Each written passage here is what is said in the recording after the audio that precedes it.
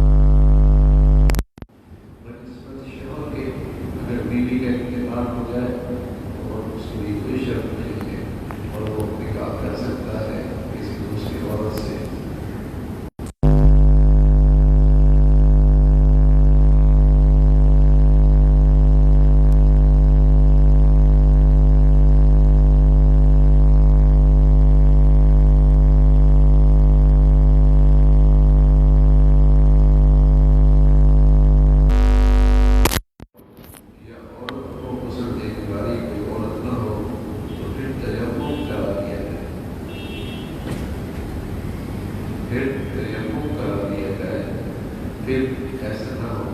کہ مرد عورت کو غسل دے رہا یا عورت مرد کو غسل دے رہی، ایسی صورت میں جب اجنبی مرد ہے اور اجنبی عورت ہے تو پھر اس صورت میں تیمم قرار دیا جاتا ہے۔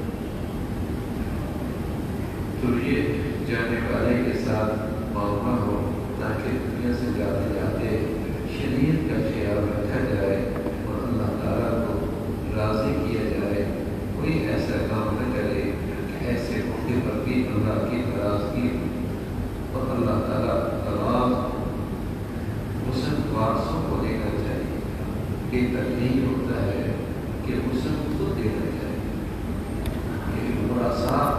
غسل دے۔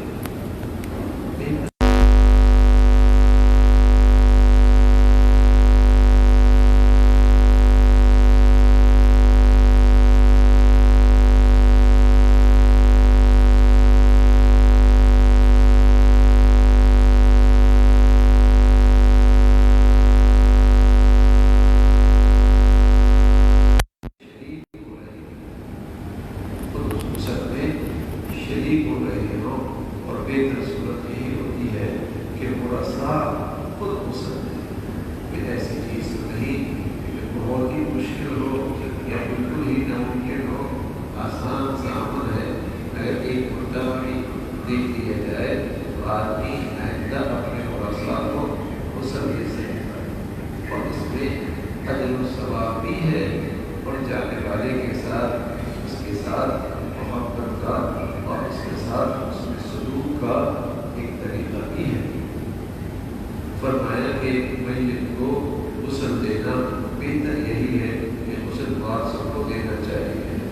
لیکن اگر ایسا نہیں ہو سکتا اور کسی اور کو غسل کے لیے بلوایا اور اس کو اس پر اجرت دی تو یہ بھی جائز ہے،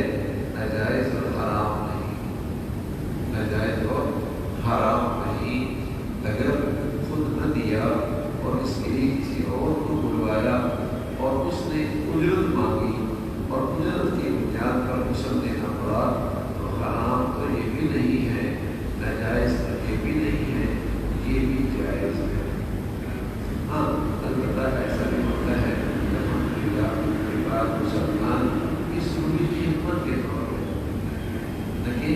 معاوضے کے طور پہ کرتے ہیں بلکہ خدمت کے طور پہ کرتے ہیں اور وہ اپنے مسلمان بھائیوں کے ساتھ اس معاملے کے ساتھ اس معاملے میں بھی تعاون کرتے ہیں۔ یہ ان کے لیے بڑا اجر و ثواب کا باعث ہے اور اللہ کے یہاں جو بڑا اجر ہے اور انعام ہے۔ تو فرمایا غسل بہتر یہی ہے، وارثوں کو دینا چاہیے، لیکن اگر ناخواستہ وہ نہیں دیتے اور اس کے لیے وہ کسی کو طلب کرتے ہیں اور اس کو اس پر اجرت دیتے ہیں تب بھی غسل جائز ہے اور یہ معاملہ بھی جائز ہے۔ اللہ تعالیٰ